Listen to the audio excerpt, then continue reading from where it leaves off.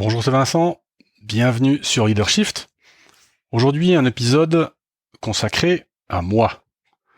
Non, je plaisante, c'est pas vraiment consacré à moi, mais je faisais la liste des projets que j'ai en cours, au niveau développement, d'idées, de produits ou de choses comme ça, et je me disais que ce serait pas une mauvaise idée de vous en parler, principalement pour vous donner les raisons qui me font penser à ces choses-là. Et puis, du coup, ce qui serait sympa, c'est d'avoir votre feedback sur ces idées. Donc, il y en a... Combien y en a-t-il ? 1, 2, 3, 4, 5, 6, 7, 8. Ouais, ça fait beaucoup. Hein. Mais c'est... je disais ça à quelqu'un l'autre jour, c'est essentiel, en fait, pour une petite boîte comme la mienne, donc avec moi dedans, en gros, de rester dynamique, de développer des produits, des idées, parce que la résistance s'organise. Les grosses boîtes de formation ont aussi tout un tas de gens pour réfléchir. Alors ils sont un peu plus lourds, donc moins agiles, mais voilà, ils développent beaucoup de produits. Le e-learning ou le m-learning ou le b-learning, hein, vous l'appelez comme vous voulez, se développe aussi. Il y a beaucoup de gens qui disent qu'on fera bientôt plus de présentiel, qu'on fera plus de la formation en ligne, ce sera génial et tout le monde pourra tout faire et tout comprendre et tout être bien et tout être compétent, ce qui est un objectif auquel je souscris complètement. Bon, en revanche, l'absence de présentiel, je suis pas sûr, mais voilà, qu'est-ce qu'on fait avec le machin? Et du coup, voilà. Alors, qu'est-ce que j'ai comme idée de développement pour ma petite entreprise? Alors, la première idée que j'ai déjà mise en ligne sur le site internet. Alors, vous me direz, ça fait un peu placement de produit, puis vous aurez pas tort, mais c'est ce que j'ai pompeusement appelé le turbo coaching. Alors, le turbo coaching, c'est une idée dont on a parlé aussi avec les copines. Les copines, c'est les collègues de formation en coaching française que j'ai rencontrés l'année dernière.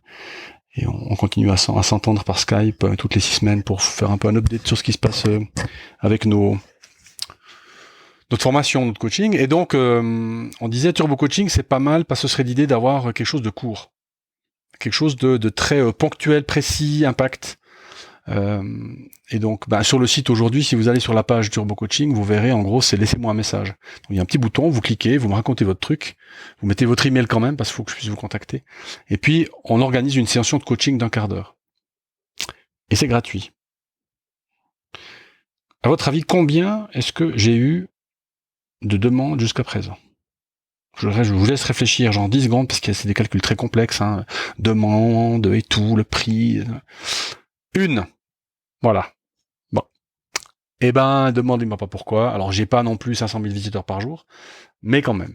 Donc, l'idée du turbo coaching, c'est de permettre à des gens qui ont des petites hésitations, des petites décisions, de se dire, mais ouais, quelle direction je prends, je suis un peu stressé, je sais pas trop quoi faire, etc. Et tac, je rappelle derrière, si je peux, et on se fait un petit coaching 1 quart d'heure.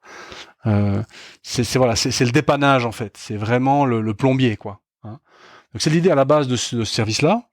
Bon, je continuerai à le laisser sur mon site, on sait jamais.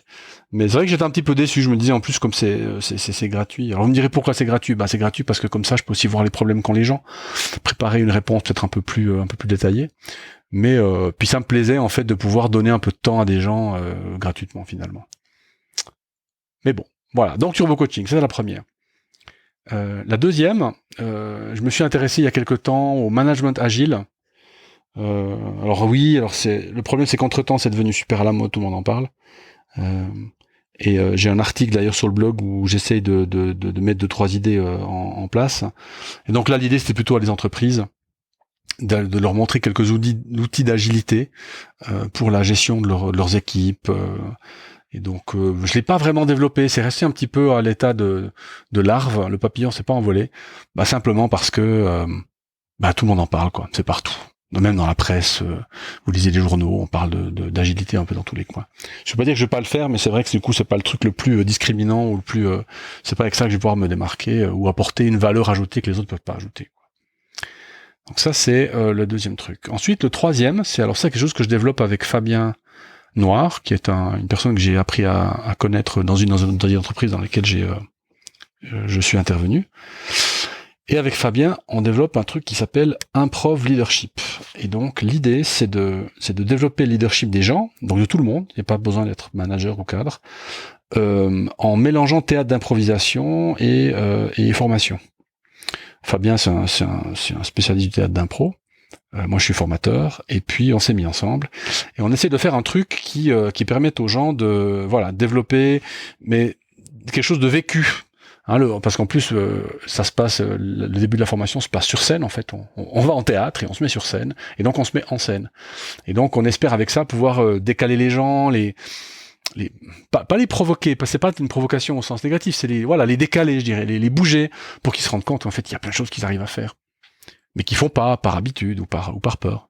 Et donc voilà, donc on développe ce concept de formation Improv Leadership, parce que je rencontre tous les jours des gens qui ont plein d'idées, mais qu'on n'écoute pas. Et donc, et ça me gonfle. Et donc, on se dit, voilà, on va essayer d'aider les gens avec ça. Improv Leadership. Ensuite, alors c'est lié. J'ai lancé il y a pas longtemps une petite enquête à ma newsletter pour leur demander, mais s'il y avait des sujets de formation courts, en ligne, bah oui, faut bien que j'essaye. Qu'est-ce qui vous plairait? Et donc, beaucoup de gens m'ont répondu, mais j'arrive pas à donner mon avis quand c'est nécessaire. J'aimerais bien pouvoir dire les choses. Et donc, vous voyez, le dernier épisode du podcast s'appelait Le courage de dire, et je crois que je vais appeler la formation Le courage de dire. Et donc c'est vraiment l'idée, c'est de faire prendre conscience aux gens qui peuvent avoir un impact avec leur avis, leur opinion, leurs paroles, leur manière, évidemment leur comportement aussi. Et donc essayer de développer toute une dynamique là autour avec des gens. Donc là c'est vraiment de la formation en ligne. Donc on va faire des vidéos, on va faire du PowerPoint animé, on va faire des podcasts, on va faire voilà en petits modules, des petites choses pour essayer d'aider les gens à choper cette habitude de s'exprimer quand c'est nécessaire et de dire leur avis, voilà, de défendre leur opinion. Et voilà, donc ça c'est en préparation. Ça me demande beaucoup de travail évidemment parce qu'il faut que je crée le contenu, etc. Même que j'achète du matériel, on va essayer de tourner des vidéos un peu sympas. Donc voilà, donc ça c'est le courage de dire. Ensuite, alors quelque chose d'un peu plus entreprise, à nouveau, executive coaching. J'en avais parlé dans un podcast d'ailleurs de cette frustration que j'avais en formant des collaborateurs ou des cadres intermédiaires avec des organisations qui dysfonctionnent pas par méchanceté ou par incompétence, au contraire. Les gens qui dirigent l'entreprise sont compétents et bienveillants, mais par manque de recul dans les décisions, par manque de recul sur mes propres biais quand je prends certaines décisions. Et donc l'idée c'est de alors j'appelle ça executive coaching, ce sera pas le nom du produit parce que les gens les leaders ou les directeurs d'entreprise vont se dire mais moi j'ai pas besoin de coacher. Si je suis là, c'est que j'ai déjà du succès, donc qu'est-ce que vous voulez me raconter? Donc tout le point, ça sera de trouver l'accroche pour leur dire mais à quoi ça peut vous être utile en fait ce service de miroir. Je l'ai appelé en rigolant le confessionnal pour patron. C'est pas l'idée de la confession, mais c'est l'idée d'un partage, d'un dialogue concret, confidentiel avec quelqu'un qui peut te donner un miroir, un effet miroir, qui peut te dire voilà ce que tu es en train de dire, c'est bien ça que tu veux dire, voilà ce que tu es en train de décider, c'est bien ça que tu veux décider. Cet effet miroir quoi. Donc ça voilà, on va le développer avec les copines du coup, on va commencer demain soir. Et donc je me réjouis beaucoup parce que j'espère vraiment pouvoir faciliter en fait la vie de certaines entreprises sur certaines petites choses mais grâce à peut-être on prend une demi-heure de plus pour réfléchir est-ce que c'est la bonne manière de faire.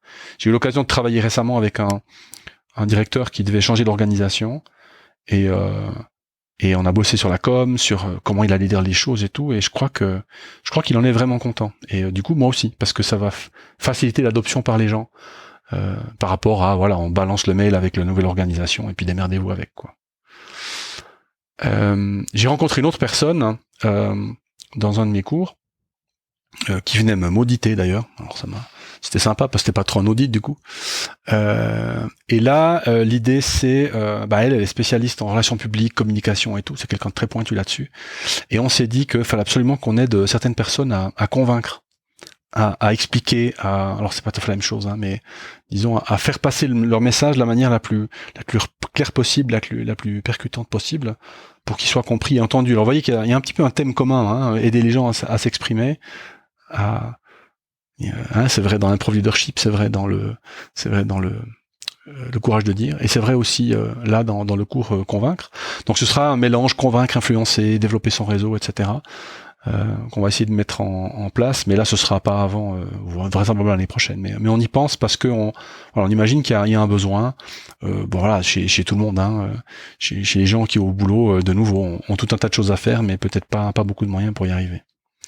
Et puis la dernière chose, alors qui est un peu plus fun, c'est un jeu de cartes pour animation de réunion. Là aussi la raison c'est on est en réunion et puis les gens s'ennuient et puis ils donnent pas leur avis parce que de toute façon on va pas écouter et puis de toute façon j'ai peur de donner mon avis. Ah, de nouveau, tiens, 4e jeu avec le même sujet. Il faudra que j'aille voir mon ami Freud pour voir s'il y a pas un truc là-dessous. Et donc l'idée c'est de développer un jeu de cartes un peu fun avec des dessins, avec une vingtaine de cartes par exemple, qui serait chacun a son petit jeu de cartes en réunion et puis en fonction des situations, je peux voter, je peux donner mon avis, je peux dire là j'en ai marre, stop, il faut qu'on change de sujet ou bien tiens maintenant je veux qu'on décide et voilà. Et on joue les cartes et ce qui est bien c'est quand je joue la carte les autres peuvent se positionner par rapport à ça. Et donc ça peut donner comme ça tout un tas d'effets qui peuvent être assez rigolos et vraiment dynamiser les réunions.